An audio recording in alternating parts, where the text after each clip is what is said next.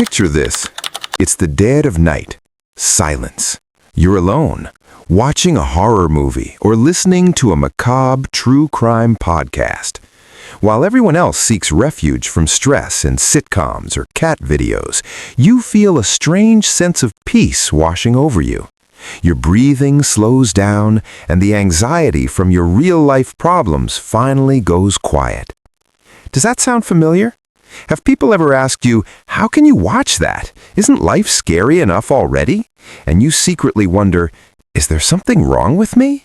Why does the monster under the bed calm me down more than meditation? If you've ever felt guilty about your pull toward the dark and the disturbing, I have some important news. You are perfectly fine. In fact, your choice of content is a sign that your psyche has found a unique and highly effective way to self-regulate. Let's set the record straight so your inner critic can finally take a seat. Your attraction to the shadows, to eerie forests, mystical mysteries, or bone-chilling thrillers is not a sign of a broken psyche. It's not hidden aggression, it's not coldness, and it's definitely not a social defect. In our society, there's this idea that a healthy person should only crave light, positivity, and endless videos of pink sunsets. People ask, why do you watch this? Haven't you seen enough horror in the news? But that question comes from a total misunderstanding of how specifically your, internal safety mechanism works. Your love for horror isn't a craving for suffering. It's your psyche's attempt to find agency where it usually doesn't exist. While most people around you are playing checkers, seeking surface-level distractions, your brain is playing high-stakes chess. You aren't just consuming content, you are building a high-tech training ground inside your head, a safe laboratory where you face humanity's deepest fears on your own terms. It's an act of radical psychological honesty. Instead of pretending the darkness doesn't exist, you're inviting it to tea, knowing you can hit the pause button whenever you want. For you, the screen isn't a source of stress, it's a lightning rod for it. To understand how this works, we need to look at the command center of your fear, the amygdala. In real life, when a boss screams at you or bills pile up, your amygdala hits the alarm. It pumps out cortisol and adrenaline, prepping you for battle. The problem is, in reality, you can't punch your bills or run away from your boss. That energy gets stuck in your body, turning into chronic anxiety. It's like redlining a car engine while the parking brake is on. When you turn on a horror movie, something magical happens that neurobiologists call controlled fear. A study published in Evolutionary Behavioral Sciences confirms that when we voluntarily expose ourselves to scary stimuli, our amygdala signals danger, but our prefrontal cortex, the logical center, replies, "Stay cool, these are just pixels, we are safe, we have tea, and we're under a blanket." In that moment, a massive release occurs.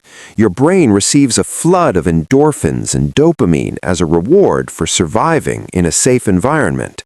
It's a psychological detox. You complete the stress response cycle, fight or flight, and get a pure biological discharge. You're literally using fictional monsters to burn off real-life cortisol.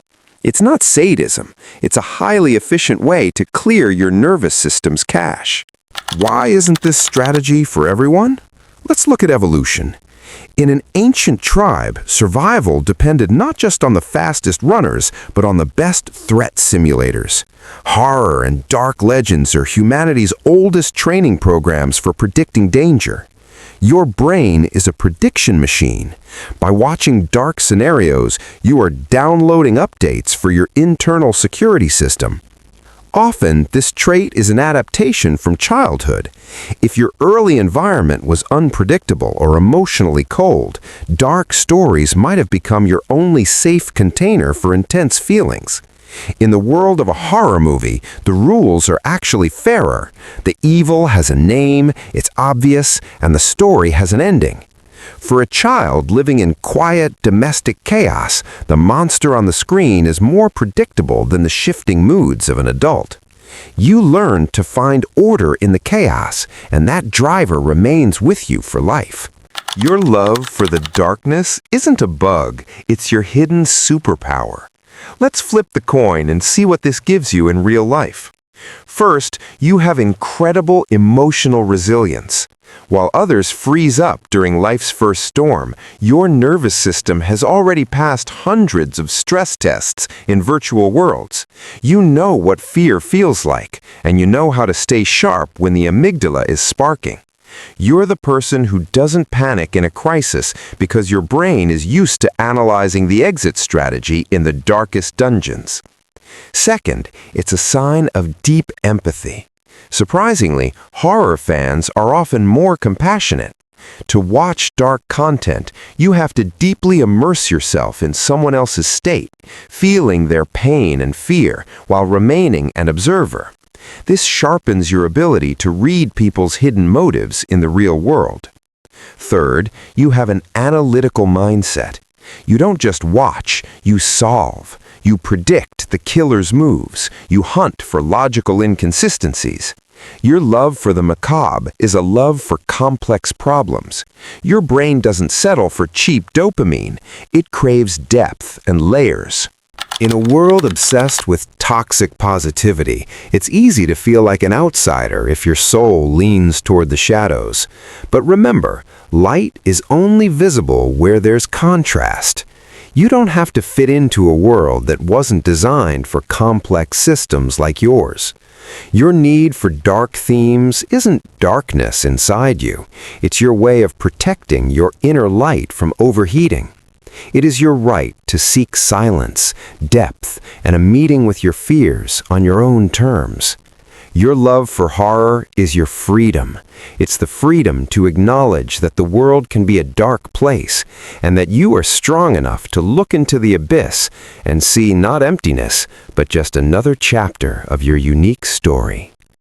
If this breakdown helped you finally make peace with your internal aesthetic of darkness, share this video with someone who hides their favorite movies from judgmental eyes. Write in the comments which movie or story gives you that deep sense of peace. Let's build a community here for those who know how to see the beauty in the shadows.